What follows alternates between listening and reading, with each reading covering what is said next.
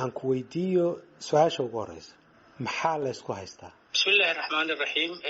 haaruuno horta waxa la isku haysto wax badan muxuu ahay soomaalidu waa og tahay, laakiin haddaan aniga aragtidayda aan soo koobo waxa la isku haystaa laba leebal ama laba arrimooda la isku haystaa.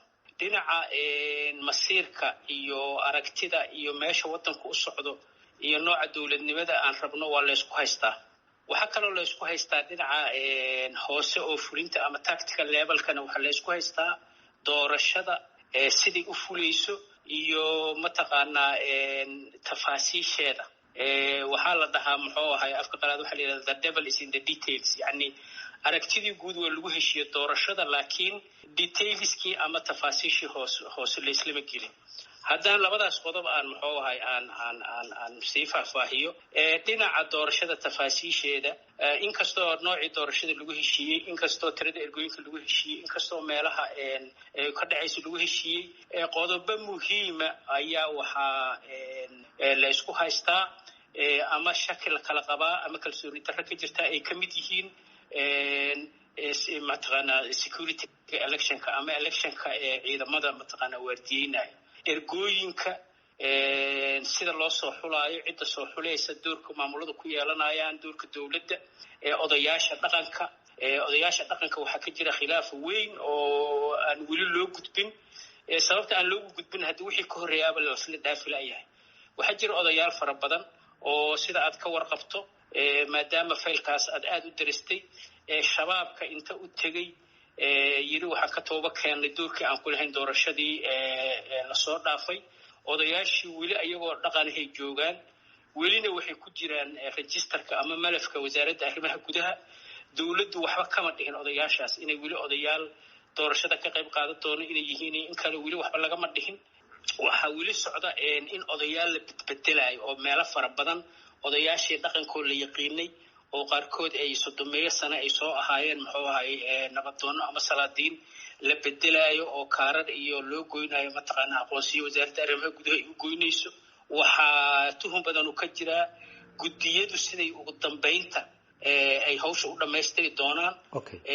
gaar ahaan haddii khilaaf yimaado sida khilaafkaas loo xalli doono, sida xildhibaanada cusub loogu dhawaaqi doono ama loogu certify garay doono, oo yani kala shakigu wuxuu gaaray maxaa yani la qaban karaa haddii dowladdu xildhibaan ay ku dhawaaqdo oo guddiga mataqaana dowladdu ku dhawaaqdo ay dhahaan xildhibaankaasaa ka soo baxay muxuu ahay kursi hebel. marka tafaasiishaas oo dhinaca doorashada fulinteeda yaa ka jira. dhinaca weyn oo masiiriga ah istiraatiijiga waxaa khilaaf weyn ka jira dowladda aan rabno nooceeda, federalismkii, xiriirka maamulka maamulada iyo dowladaha xubnaha ka ah, dhammaystirka dastuurka iyo xataa xiriirka shakhsiyaadka. marka almuhiim arrimahaas labadaas leebal ayaa la isku haystaa oo shakigu ka jira. wax kastaa huna kalsoonida iyo isfahamkay ku xiran yihiin, meeshana kalsoonidii baa ka baxday. heshiiskan la yidhaahdo 17 Sebtembar dhinac walba wuxuu sheegayaa inuu ogol yahay in heshiiska iyo doorashada lagu saleeyo ilaa intii laga soo gaaro go-aankii baarlamaanka uu qaatay. marka haddii dhinacyada dhan ay ogol yihiin muxuu hirgeli lahayaa? haaruna waa su-aal aad u muhiim u ah. soomaaliduna aysan muxuu ahay aysan u dhuuxin, dad badan oo aysan u dhuuxin. heshiis kasta qoraalka la kala saxiixday fulintiisu waxay ku xiran tahay niyad wanaag, alla ka cabsi, wax isla wadid. muxuu ahay ilaahay baa yani subxaanahu watacaala qur-aankiisa markuu ka hadlaayo ama ammaanada ama deynta ama agoonta ama tacaamulka bini aadanka, markii wixii nala farayay lasoo sheego mar walba ilaahay wuxuu kusoo daraa ilaahay ha laga cabsado, walyataqi llaaha rabbahu falyataqu llah wattaqu llah. macnaheedu waxa waaye waxaas yani la sheegay haddaan ilaahay ka cabsi iyo niyad wanaag aysan la socon ma fulayaan. marka wax bini aadan ee kala saxiixda marka qiyaas ayadoo intaasoo shakigu jiro jidkii yani muxuu ahay la isla qaadi lahaa oo doorashada waa la ogolaaday, laakiin niyad wanaaggii lagu fuli lahaa ayaa meesha ka maqan. dabcan niyad wanaag la-aantana waxaa la socota kalsooni daro bal kalsooni daradaasna maxaa dhaliya xaggee ka imanaysaa runtii kalsooni daradaas waxaa dhalinayo arrimaha masiiriga ahoon sheegay marka laga soo tago inta wadahadallada ay socdeen oo wadahadaladii loo fadhiyo ayaa waxaa maqlaysaa aniga markiiba aan joogo dhuusamareeb anoo dhuusamareeb joogo wadahadaladii ku jiro ayay dawladdu waxay ka shaqaynaysay in kursiga leega tuuro waxaa maqlaysaa jubba shaqa ka socotaa waxaad maqlaysaa abaabula banaanbaxyaa puntland laga sameeyey qolkiina waa la isla fadhiyaa oo waxaa la rabaa in arrin heshiis lagu yahay laga wada hadlo sidee marka qof kula fadhiya oo subaxii aad isu timideen oo duhurkii aad isla timideen markaas shirka ku kala tagtaanna laleeyahay waxaasaa socday waxaasaa socda waxaad maqlaysaa xildhibaano intay ku yimaadiin ay kuleeyahay walaalow xildhibaana lay ballan qaaday dawladda ii ballan qaaday adigu aan kaa nabadgalo يعني markan kalsooni daradu meelaha haddada naftigeeda meeshii aniga aan madaxweynaha ka Hirshabelle xildhibaanadiisii iyo dawladdiisii iyo wixii soo dham hadda xamaray wada joogaan dawladda gacanta ku haysa habeen walba hotel Dikaala laga wada waxa la geynaa muxuu ahay doorbin inta maxaa waa culays lagu saarayo Hirshabelle inaysan mowqif rasmi inaysan qaadan marka arrimahaas ka muuqda dhaqanka dawladda keenayo aamin darada adigu xilka ma adiga doortay inaad mar kale isku soo sharaxin mise cadaadis kala jiri bal u bayaami dadka Soomaalida aniga muxuu ahay waaqica dawladdu ay dhulka ay dhigtay ama fayda complete waxa la yiraahdo siday arrinta u maamushay oo muxuu ahay interview aan ka bixin inaad aragto waa laga yaabaa oo cadaadis soo jireena oo xagga dhaqaalaha xagga amniga xagga dawladnimada xagga abaabulka nabadoonnada iyo dhaqanka xagga xildhibaanada Hirshabelle ka soo jeeda xagga wasiiradii iyo xildhibaanadii Hirshabelle federaalka ku metelay oo dawladdu ay mataqaanaa qaar ay markii horeba ay waxaas ay ku labnaayeen aniga waxa la yiraahdaa nin weyn tag lama yiraaho wuxuu ku tago ayaa la tusaa aniga dawladdu waxay gaarsiisay heer jidka kaliya ii furan oo yahay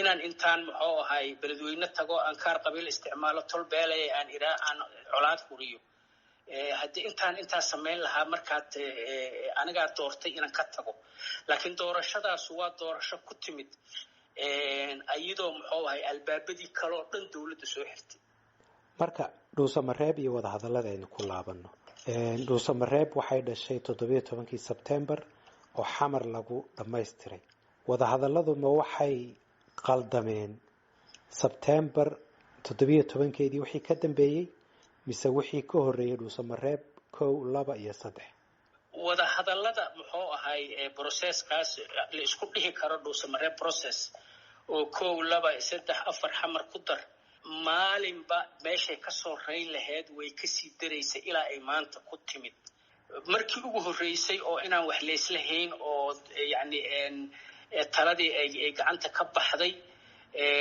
waxay banaanka soo baxday markii inta maamul goboleedyadii isku wada yimideen wax isla meel dhigeen dawladdii noo timid dawladdii aan ku qancinay gaar ahaan ra'iisul wasaaraha aan ku qancinay sida aan wax u wadnaa inay sida saxda tahay asagii nala qaatay ra'iisul wasaarihii lagu tuuray macnaheedu meeshaas waxa ka muuqatay waxa aan xanjaxanjaynayno dhan inaysan dawladdu raali ka ahayn xamara la isla yimid haddana in muxuu ahay baarlamaankii arrintii markuu la wareegay muxuu ahay heshiiskii asagu uu saxiixay oo muxuu ahay golihiisa shacabku uu saxiixay aniga hadda ma duraayo muxuu ahay koorumka dhamaa iyo ma dhahayo ma joogin gudoomiye mursalna waa niman aan ixtiraam u hayo uma malaynayo hadda inuu koorum been ka sheegayo laakiin qayb sanadkii ka maqan yahay waa kasii dartay markii madaxweynaha mandatekiisii rasmiga dhamaaday haddana muxuu ahay inuu madaxweynuhu intuu ku soo noqdo shacabkii iyo dadkii uu dhaho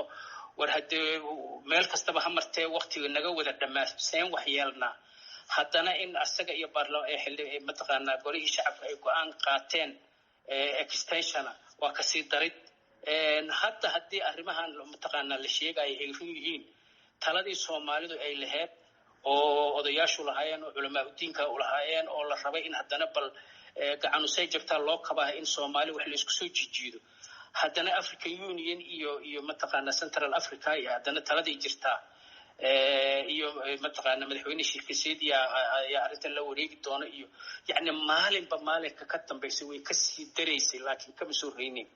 maxaa la gudboon hadda madaxweynaha mucaaradka iyo maamul goboleedyada mid waad u kala qaadi kartaa?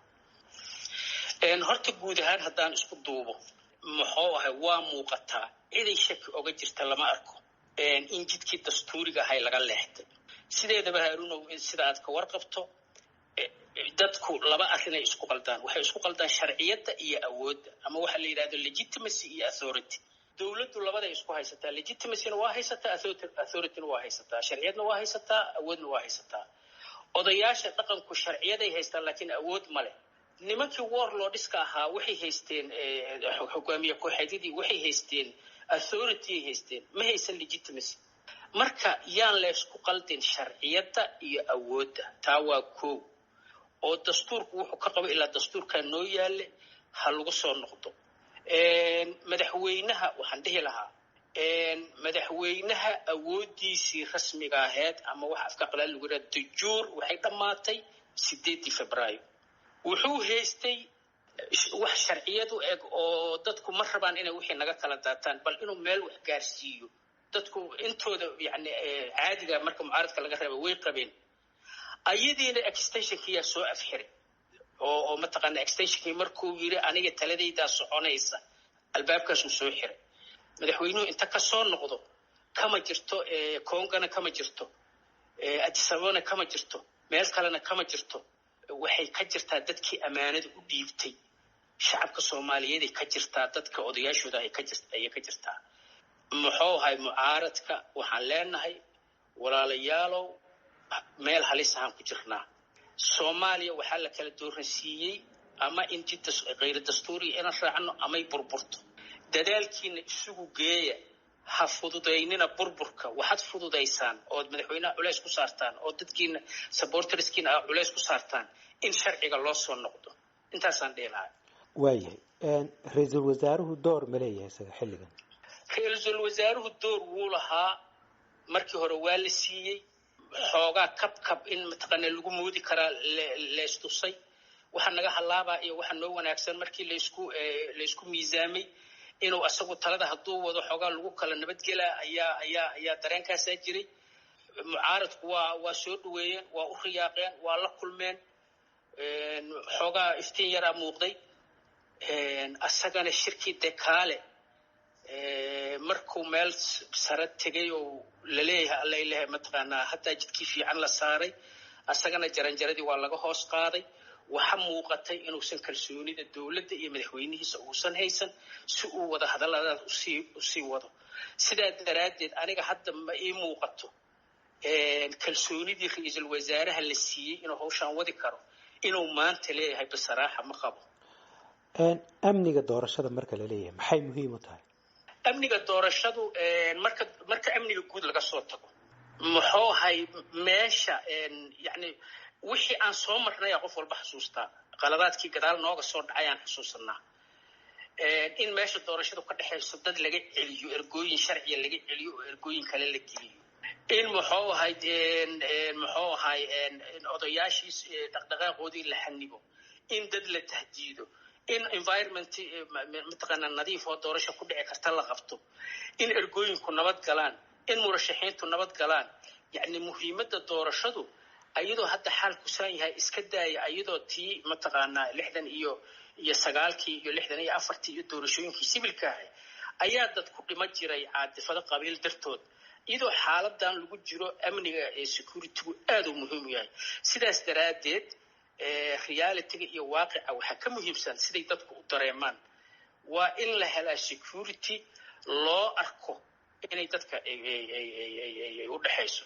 markii la sameeyay election security task force ama yani guddigaas muxuu ahay ka shaqeynaya aad ay u sahlaned hadii niyad wanaag lagu daro. booliiska Puntland iyo ka Galmudug iyo ka Hirshabeelle iyo ka Koonfur Galbeed ka Jubbaland iyo ka Banaadir iyo taliyaha muxuu ahay booliiska intii loo dhiibo oo tababar gaar la siiyo oo seminaar loo furo ayaa seejooyinka loo kala diri lahaa. laakiin niyaday u baahan tahay haram cadaa yimid, duufaanaa timid, cirkaa yimid, dhulkaa yimid. Ma jiro dareen ah in securityga meesha jooga inay dadku wada leeyihiin ayaa meesha ka maqan. intaanan soo gabagabayn waraysigoona xalka ku weydiin, waxaan rabaa wax yar dib in aan laabto wadahadaladii dhuusamareeb ee aad ka qayb gashay. bal waxaad sawir ka siisaa dhagaystayaasha wada xaajood in lala galo madaxweynaha iyo maxaan ku idhahdaa marka talooyin la soo jeediyo, qodobo la isku qabto, bal xirfadiisa waanwaanta iyo xalinta khilaafaadka wax yar sawir ka bixi. runtii processkaas maray meel fiican gaareen, waana markii heshiiska 17 la gaari rabay. aniga markaas waxaan u haystay in wixii mugdiyahoo jira iyo ay dadka niyadooda ka baxeen, waana runtii saldhigu waa kalsooni darrada. gadaal haddaan hadda u fiiriyo oo weliba aan ku daro wixii dhacdooyinkii dhacay September kadib, waxaa ii muuqata Soomaalidu waxay ku maamulada geeljiruhu meesha ushiisa ka goosan lahaa isagoo og ayuu dadka yiraahdaa war xageen ka gooya. waxaa ii muuqata dawladdu meeshii ay ka goosan lahayd inay u muuqatay. runtii doorashadu Soomaalida muxuu ahay way taqaanaa waxay cayaaraan bahashaan la yiraahdo shaxda waxaa loo cayaaraa markaad adigu god degto ana godaan degaa si aan kaadii aan iskaga difaaco.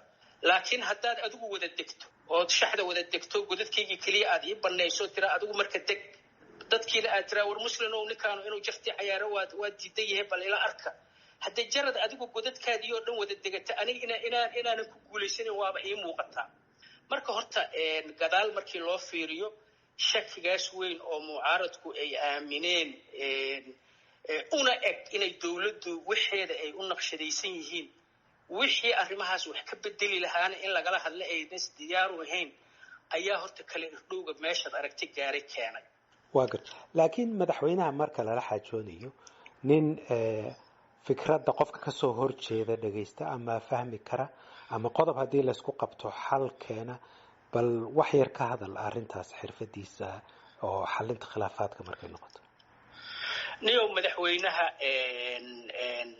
ma rabo inaan shakhsiyadiisa inaan u talax tago, ma rabo. waa madaxweynihii waddanka, annaga haddii ay badankeeda leh Soomaaliya oo dhan cimaamada saartay. asagana weliba in hadda lagu celceliyaan annaga noogu jirta oo xogaaga yar ayna nagala baabeen, laakiin asaga hadduu cimaamada iska tuuraa mar walba dhibkeeday leedahay. madaxweynuhu hal shay markii gadaal loo fiiriyo sidan kuu sheegay waa caddahay. madaxweynuhu go'aankiisu wuu caddaa, September wuu caddaa, ka hor wuu caddaa, hadda waa cad yahay, berri waa cad yahay.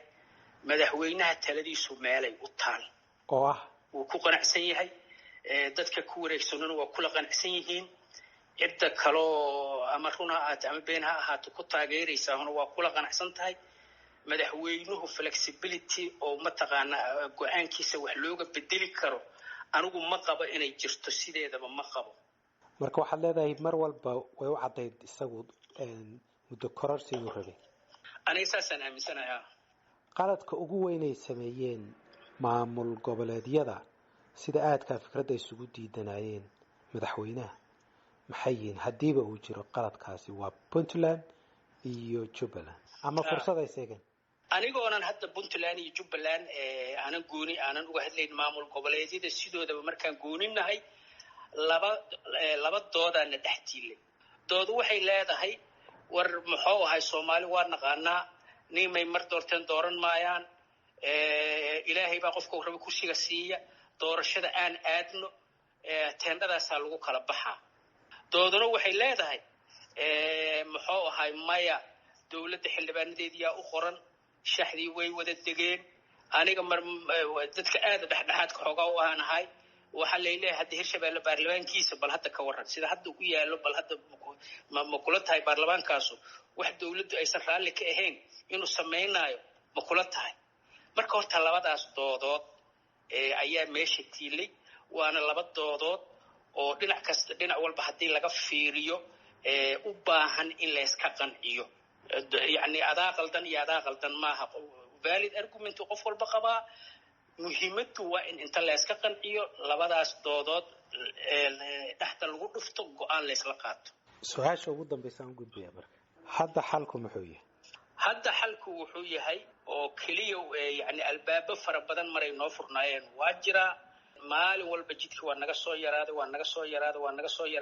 soo yaraaday hadda Tshisekedi iyo inuu Soomaali kala dhex galo ayaa haddii sida la sheegay ay runtahay joogtaa haddaan doono haddaan isindhabuuxo weyne ayada nafteeda aan ambareel ahaan u isticmaalno ilaa wejigabax xoogaa wejigabax in wejiyada la kala dadbadaa la rabaa laakiin ugu dambeyn go'aanka annagaa iskale Soomaali inay isku soo noqoto aniga hadda ka horna horaan u sheegay war Soomaaliya haddaan tasho weyno waa naloo talinaa hadda waxay joogtaa waa tasho weynay AU-da iyo Tshisekedi ay joogtaa Soomaha haddaan ku sheegay Tshisekedi muxuu ahay Soomaaliya nin yaqaan maaha backgroundkeedana ma yaqaan dadka stakeholderskeedana ma yaqaan wax badan ma ka keenayo haddaanan annagu asaga intaan bareelaha AU-da intaan isticmaalin go'aanku annaga naga imaan marka si kastaba ha aato meel kasta ha la geeyo United Nations ha la geeyo haddii la rabo Soomaaliya haddaanan tashan intii annaga dhan la iska keen dhaafo yaa naloo dhigteed garaynaa adduunyaduna xaqay u leedahay dadaa waxay iska dhaadhiceen amay ka dhaadhiciyaan sovereignaan nahay waddan xor ahaan nahay waana la faragelina ma waana la jajuuba waana laga tashana annagoo taagana nala ka dhaqaaqa korkeena naqshad lagu sameeyna Soomaaliya indhaha fura hadday nala sinan tahay aan isdaba qabanno